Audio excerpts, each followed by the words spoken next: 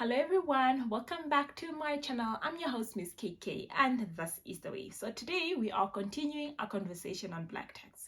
If you haven't done so, please watch my previous video where I shared a few acts of black tax that my siblings have done for me that I continue to be grateful for. Because I'm a really grateful black tax recipient, I don't take that for granted. So when I started working, I also incorporated Black Tax Act in my day-to-day activities. And this is the discussion that we are going to have today. So someone asked in the previous video, what exactly is black tax? Apologies, I just assumed everyone understood what black tax is. But simply put, it is just that responsibility that falls on people that are relatively well off in the family to help those that are not so relatively well off. And it stems from the fact that as Black people, we have a previously disadvantaged past. Our parents, our siblings don't have access to the same resources that we have today. And because of that, we ought to help them. Sometimes it really becomes a burden and it can cause quite a worn out from a few people, especially when it only befalls on you alone in the family. And when I was on NBC sometimes last week, someone also asked, what is my secret when it comes to black tax? And I responded to say, it's because I try to play proactive black tax instead of reactive black tax. And in this video, I really just want to share some of the acts that I'm doing from a black tax perspective. So hopefully it inspires you to start one of this or to just build on it and maybe even improve it so that you can have a better experience when it comes to black tax. Because ultimately, we are lucky to have been black taxed to become young professionals, and we need to also be grateful, and we need to be doing it from a place of love instead of doing it from a place of responsibility and feeling worn out whenever we give to these people. So I'm going to start with the fact that it took me quite a short period of time to recognize that it really did take a village to raise a child. If I think back to my story, my mother was widowed at 32 with 7 kids and she was unemployed, and I was just like, there is no way my mother could have raised all of us single-handedly. And I realized that it must have taken the whole community to actually bring us up. So I decided I'm going to be grateful for my community, and I'm going to start an act of gratitude and appreciate especially the grannies in my village, because I realized that the people that could have helped her are people that were older, if not her peers at the time. So I decided I'm going to give back to the grannies in my community, and I did that via a tea initiative. So when I started working, I would buy ShopRite stickers, and I would buy those stickers throughout the year. And the aim was, in December, I either just top up and I give the stickers to my mother, and I send my mother to go shop for the granny in my village. So she would create hampers, and in those hampers we would just put like a 2 kg of sugar and 1 liter of cooking oil, a loaf of bread, and a tea bag. So basically it's just to give them tea over Christmas. And what she would do is she would go and invite these people to say they can come to our house for Christmas, and we'll serve them tea, and then after we've served them tea, we will then give them this hampers. But believe you me, this small act, it looks so small because the value per granny wasn't that much, but people just appreciated the fact that I thought about them. And I realized this when I was getting married, that everyone was so appreciative of what I've done for them over the years, because I didn't just do it as a once-off, I did it as an annual event. And I think I did it for maybe 4 years. And after that, there was a retired doctor in the village who decided to take over from me, because she was like, she has the means to take over, so I can stop with the tea initiative, then she would take over. Then the grannies simply just went to her house over Christmas instead of coming to my mother's house. When I was getting married, you normally go, in Oshuambo culture, you normally go around the village telling people you are getting married, and they would give you gifts. And one of the things that they will give you is, if they want you to keep the gift, for example, if it's a cow or a goat, if they want you to keep the item, they'll give you a female goat or a female cow. And if they want it to be slaughtered during the wedding process, they'll give you a male cow. And I'm telling you, I got about 11 female goats from the grannies in my village. And I remember this one specifically that was saying, we've had enough of your money, it's enough, my child, it's time for you to go and start over, or start again this initiative elsewhere. And I'm gonna insert this clip, and it really made me feel so good that people really did appreciate what I've done for them.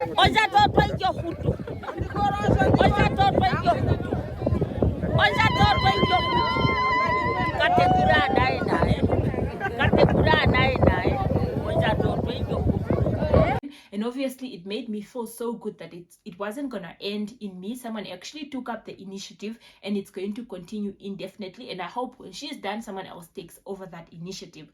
So I'm not saying go and do charitable activities in your village, but I'm just saying this for me really, really stands out. And it made me realize that if you do something before you are asked, people tend to be more grateful because it's the thought that counts instead of you waiting for them to ask and you giving them. So that is the first thing that I did that was proactive instead of reactive. Second thing is, when I started working, I then obviously my brothers worked before me and they had already pulled the water in the house. They've built the house, so all I needed to do was upgrade my mother's room. So I did that. But what I did for my mother that I really think was nice for me personally, I committed my mother a fixed amount of money in the budget, and she really began to work her needs around that amount. So I just set myself up, I'm gonna put this EFT on scheduled EFT. This is my mother's budget, and if I can't make it that month, for example, now that we are constructing, if things are really tight and I can't make it, I'll just tell her ahead of time, I can only give you 50% of what I normally committed to give, or I can give you a portion this month and then I'll top up next month. So that is really one thing that I did. So because of that, my mother doesn't feel the need to come back in the middle of the month with her many requests, and she sort of have this sense of gratitude such that if she's coming back, she has learned to now offer me things. So like, I have chickens to sell, would you like some chickens, because I really just want the money to go buy cooking oil, for example.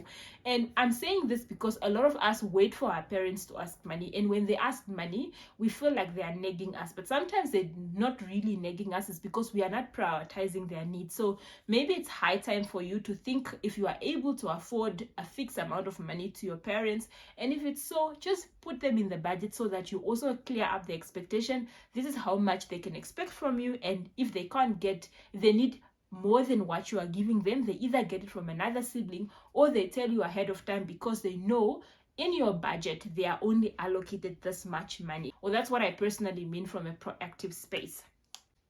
So the other thing that I actually want to discuss here is empowerment of our parents. And I ran a story on my Instagram where I was telling you guys how to empower your parents, especially through the sale of indigenous trees and indigenous fruits and indigenous oils, etc. And I just want to take a typical example of two things. Oils, and this is marula oils and beke oils and tanga oils, whatever. These oils are quite lucrative and there's gaining popularity through the use of skin or through the use of hair. Our parents are in the village. They actually have access to these things free, and they already have the knowledge on how to, make these oils, but they don't have access to the market. It's us that have Facebook. It's us that has friends that are using these things. So you just need to empower your mother to say, mother, please make this oils. I'm going to advertise for you and I'm going to sell and give you the proceeds. Like that, you lessen the burden off your shoulder. So that is what I've been doing with my mother, and I've done that through actually empowering her to run a small chicken operation. So she runs the chicken, she sells off the chickens to her customers that she has, but when I can advertise her chickens and sell them for her, and she actually make an income out of it. So you don't really always have to wait to be asked. You can proactively, using your knowledge, offer to help or offer an empowerment act that would make sure that it lessen your burden of black tax on a monthly basis. And lastly, I just want to talk about education. So personally, I went to university because of a study policy that my dad took out. Just remember, my dad died before I started school, and we had a study policy that my mother continued to pay over the years. And because of that study policy, I was able to go to university. Of course, I got a bursary and then I later got a loan, but had it not been for that study policy, I wouldn't have been able to cover some of the upfront costs that were required to be paid. So I thought to myself, this was a really good act that I was afforded the opportunity. So I'm gonna make it a point that the kids that are gonna come after me, if their parents are able to afford study policy, I'm gonna advocate for their parents to put them on study policies. To the extent their parents aren't going to afford the study policies, I'm gonna make it an obligation on myself to actually invest in a study policy for them. So why am I doing the study policy? So I currently have 3 study policies of my nieces and nephews, and I'm also currently carrying an additional 3 because my sister is studying, her master's full-time, and it will take her until next year, July, and I didn't want the study policies to lapse. So during those a year and a half, I'm taking over the study policies so that by the time she's done, she can continue her study policies. And you can decide however amount you want to contribute, but for me that's actually a significant amount of money to actually carry 6 study policies. And the reason why I'm doing this is because if you don't have these study policies, these kids are going to come to university and they're not going to have tuition fees, or they're not going to have, you know, accommodation fees. They're not going to come and squatter in your house. Then you are back to square one, where I am in the same position as my aunties that were accommodating us back then, because our parents didn't have an action plan for us to go to university. So I tightened my belt to take these studies policies out now. So if these kids get university, hopefully the study policies will mature with a bit of money, and in the first year they can use the study policy while they're securing bursaries, while they're securing government loans to actually fund their studies. And in an event that these kids don't make it to university, you are not obliged to give this money to them. You can use it as an investment. You cash it out, you do whatever you want to do with it at the time.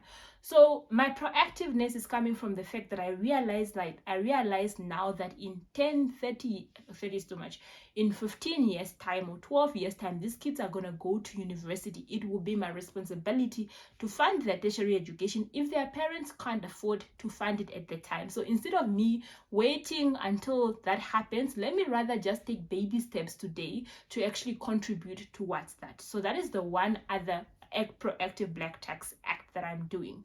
So other than that, I also said in that interview that I stand for health, and now and then I just buy immune boosters for my family, especially my mother, that she's also getting old now, and you know, kids, instead of them coughing all the time, sometimes I buy immune boosters and cough syrup so that my mother just have a bit at home, so that if the kids are sick, she can give them that instead of actually constantly going to the hospital, etc. So that is a little bit that I'm doing. So you must decide what you are going to be doing in your Black Tax perspective that will help you in the future. Because the problem is, when we tend to do this reactive Black Tax, give me $100 cars, give me 200, you are funding people's lifestyle, you are funding people's current needs. What's going to happen in future? If you're not thinking about the future, those urgent things would actually drain you. Because remember, now I can afford to put 6 kids on my bank balance now because I don't have kids of my own. But if I push them in now, my lifestyle tends to be sort of structured around this current, you know, commitment. So obviously now 6 is a bit too much because I'm carrying the other 3 from my sisters, but normally I just have 3. So if I have 3 study policies, my life is structured around this. So when I start having kids of my own, I'm going to incorporate them in context of these 3 others, so that I know that I'm not dropping this, and in future I don't have to constrain my house, my budget, and everything else. So it's up to you to decide what you want to do from a Black Tax perspective. This is my personal experience. Take what you want to do with that. If you think it's a good thing, implement it. If you think you can do it better, by all means, go for it. Thank you so much for joining us. This is really all I had from today, and this is actually the last Black Tax video. I just want us to start having this conversation so that we can actually make it a good experience and make it a fulfilling and rewarding experience to give. Until next time, it is goodbye, and please don't forget to like, subscribe, and share these videos with your friends and family. Thank you so much.